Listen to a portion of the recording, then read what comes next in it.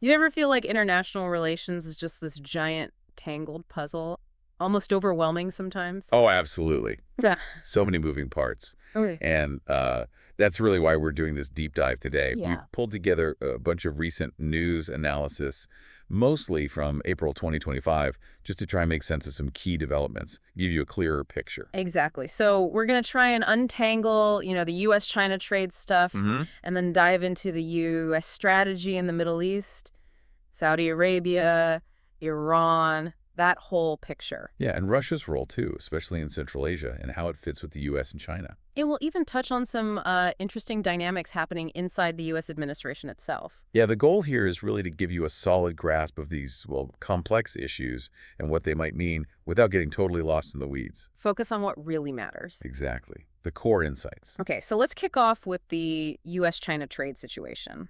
Trump's recent comments on tariffs, interesting, right? Reducing them, but not completely. Calling it kicking the ball to China. Well, it's fascinating, especially when you contrast it with China's reaction. Right. Almost immediate. What do they say?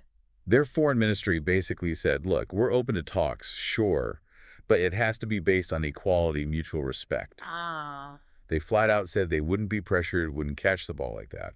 So that changes the whole feel right away. Right. It's not just a simple offer then. The analysis we looked at suggests it wasn't necessarily about making nice. No, probably more of a calculated move. Like try and get some concessions maybe, or just testing China's reaction, setting some kind of trap. Could be. I mean, one angle is that maybe the goal was to make China look desperate to talk, but on U.S. terms. But China's firm response kind of flipped that. Arguably, yes. It sort of highlighted that the U.S. might be pretty interested in talking, too. Kind of exposed their hand a little. Yeah, the analysis uses the word cunning for Trump's approach, advising people to, strategically push back but tactically pay really close attention. It's a tricky balance. It really is. Yeah. And it shows you've got to look past the service statements. Absolutely. And this isn't happening in a vacuum either. There was that pretty public spat reported between Elon Musk and the Treasury Secretary, Bessonette, about the tariff war. Oh, yeah. What was that about? Well, the reports suggest there's this growing feeling, especially coming from Wall Street apparently, that the tariffs are maybe causing more problems than they solve. Time to end them. So, internal debate within the U.S. system itself. Exactly. It shows there isn't necessarily a unified front on this, even within, pro-business parts of the establishment. Makes you wonder how long the hardline tariff stance can really last. Right. And to understand why some might still be pushing for them, there's this look back at the ZTE case. Remember that? The Chinese tech firm. Vaguely, yeah, sanctions. Right. And the thinking in some U.S. circles, maybe the more hawkish ones like Navarro, was that it worked. That it was, well, successful blackmail, basically, using economic pressure. But things are different now, aren't they? The analysis points that out. Hugely different. China's tech capabilities have, leaped forward since then. Like with their own chips, Huawei and all that. Exactly. Developing their own advanced chips, reducing reliance on things like those critical photolithography machines for making them. ZTE was much more vulnerable back then. So the same playbook might not work? Probably not. The leverage just isn't the same. And there was also that interesting quote mentioned from the former Greek finance minister. What was that? Something like, for big U.S. policy shifts to happen, the American ruling class often needs to feel some real pain first. Ah, okay. So that might explain why Trump keeps pushing the tariff thing, even with pushback. It's one possible explanation, yeah. Sticking with it until the cost becomes undeniable, perhaps. Okay, let's switch gears. Middle East, there's this talk of Plan A, Trump's Saudi visit, but also this underlying Plan B. Sounds a bit ominous. What's that about? Well, what's striking about this supposed Plan B is how wide-ranging it sounds. Yeah. The analysis frames it as a strategy to potentially use U.S. influence to stir up instability in the Persian Gulf. Instability, how? It's not spelled out exactly, but the idea seems to be creating chaos that wouldn't just affect, say, Saudi Arabia and Iran. Who else? Well, think about global energy markets. That impacts China, the EU, potentially even domestic rivals in the U.S., and maybe Russia, too. It's about creating leverage through instability. And this connects to the U.S. Special Envoy going to Moscow, officially about Ukraine, but maybe not really. That's the suggestion, yeah, that the real focus of that Moscow visit might have been the Middle East, specifically this Plan B. Okay, so what's Russia's potential part in this instability plan? The analysis suggests the core of Plan B might involve some kind of U.S. action against Iran, Wow, okay. which would almost certainly cause massive disruption in the Gulf, send energy prices soaring. And how does that benefit Russia? Well, higher energy prices are generally good for Russia's economy. The thinking outlined is that both the U.S. and Russia might see benefits, and maybe the U.S. expects Russia to stay neutral or even quietly help maintain U.S. influence amid the chaos. Interesting. And then you have Russia's own moves recently, upgrading the Afghan diplomatic mission, Lavrov's comments in Uzbekistan about the EU and NATO in Central Asia. How does that fit? Yeah, those happened right around the same time, April 23rd. If you connect those dots, a couple of interpretations emerge. Like what? Well, first, Russia probably sees the potential upside leverage, maybe money from the kind of Middle East instability Plan B might cause. That's correct.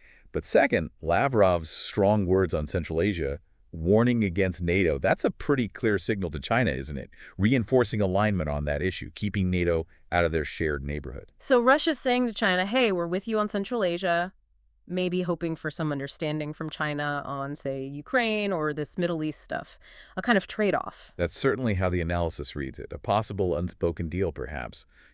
We back you on NATO near your border. Maybe you give us some leeway elsewhere. And the analysis also points out how the U.S. might be using the EU's interests energy from the Middle East, security concerns about Ukraine via NATO to kind of manipulate the whole China-U.S.-Russia triangle, a bit like using Taiwan in the It past. sounds like Russia's playing a really complex game. Oh, yeah. The description is quite intricate, using Western influence against China sometimes, like maybe in Central Asia. While using China to push back against the West elsewhere, like Ukraine. Exactly. Constantly shifting, balancing, trying to maximize its own advantage. And the analysis suggests Trump's foreign policy style actually encourages this, the befriend distant states, attack neighbors idea. Yeah, that kind of approach seems to create openings for these more complex fluid alignments and balancing acts. It makes the environment ripe for it. Okay, so all this maneuvering sounds like it could create real problems for China with its neighbors to undermine trust. Definitely potential for that. We're seeing these reports of the U.S. trying to stir things up. Central Asia, South Asia, and it's linked back to Russia's moves around Afghanistan, too. How so? What's the connection? Well, take something like the president of Azerbaijan visiting China. Seems unrelated, right? Yeah. But for Russia, seeing these former Soviet states getting closer to China, especially with things like new transport routes bypassing Russia, like that China-Europe train through the Caspian Sea, Yeah. that causes concern. About losing influence. Exactly. And these are seen as potential weak spots, maybe entry points the U.S. and West could use to drive a wedge between China and Russia. Which might explain why things like that big China-Kyrgyzstan-Uzbekistan railway project seem to keep stalling. It could be a factor, yeah. Underlying friction or competing interests being subtly exploited. And then there was that weird, coordinated statement, U.S., EU, Israel, expressing grave concern after that attack in Indian-controlled Kashmir. Seemed like a bit much. The analysis reads quite a bit into that one. Suggests it wasn't just diplomacy. What else could it be? Well, maybe a subtle dig at China-Europe relations. Oh. Or perhaps a way to, mock Gulf countries getting closer to China. And even potentially, the U.S. trying to stir the pot between India and Pakistan to distract from criticism it was getting at the UN over its tariffs. It's presented as very multi-layered. Wow. It really shows how everything is just so interconnected. Then you have John Mearsheimer's warning, basically saying, don't underestimate American brutality. That's pretty blunt. It is. And Mearsheimer's point, as presented, is kind of a reality check, isn't it? That U.S. talk about democracy and human rights can sometimes be, well, a cover for pursuing its own power interests. So a warning to others. Maybe partly. But the analysis also frames it as reflecting a sort of difficult truth for the U.S. itself, that it's struggling to find easy answers against China's rise and maybe acknowledging the damage this whole competition is doing to America's own image, its soft power. So even with all these moves, the analysis lands on this idea of a 50-50 situation for the Trump administration, like caught between making aggressive moves and just having to accept the current trade situation. Yeah, it suggests a real state of flux, a kind of stalemate where they could go either way, push harder, or sort of resign themselves to the current reality on trade. Doesn't exactly scream stability, does it? Not really. High uncertainty. Exactly. And lots of potential for unexpected twists. Okay, lastly, there was just a brief mention of this non-nuclear hydrogen bomb. It sounds scary. How did the analysis frame that? Yeah, it's definitely an attention-grabbing term, but the focus in the analysis shifts a bit, looking at it through the lens of non-traditional security, Meaning, specifically linking it to China's push for energy security diversification. All the investment in solar, photovoltaics, right, cold oil, new energy deals, the electric vehicle boom. all of that. So this weapon is mentioned in that broader context. It's still described as conventional, remember, not nuclear. But with huge destructive power, like a small nuke. Comparable explosive force, yes. Yeah. And potential uses are mentioned, like hitting hardened targets, maybe underground bunkers, like hypothetical targets related to Taiwan separatists. But the main point wasn't just the tech specs. No, exactly. The analysis urges looking beyond just the military hardware, How so? thinking about it in terms of public opinion, psychological impact, strategic signaling. What message does developing or even talking about such a weapon send? It's about those multiple dimensions. Okay, so bringing this all back together, it's clear the U.S.-China trade fight isn't just about trade. It's tied into U.S. foreign policy everywhere. Deeply interwoven, yeah. And the U.S.-Russia relationship, which is so complex, has these huge ripple effects in the Middle East, Central Asia. In internal U.S. politics, the debates we talked about, they're obviously shaping the whole strategy, too. Definitely. So I think the key things for you to take away are China's pretty firm stance on the trade talks, Right. Won't be pushed. the potential disruption from this Plan B idea in the Middle East, and Russia's really tricky balancing act, Playing both sides, almost. in a way. Plus, the potential for trouble brewing in areas right next to China, and just understanding the complex, sometimes contradictory reasons behind U.S. policy. Even when there's disagreement inside the U.S. itself. Exactly. So that leaves us with a final thought for you, the listener. Thinking about all these interconnected parts, Yeah. the trade war, the Middle East plans, Russia's moves, tensions near China, how do you see this evolving? What kind of unexpected event could just, change the whole game in the coming months? Yeah, it's a lot to mull over. Hopefully this discussion gave you some useful frameworks for thinking about it all.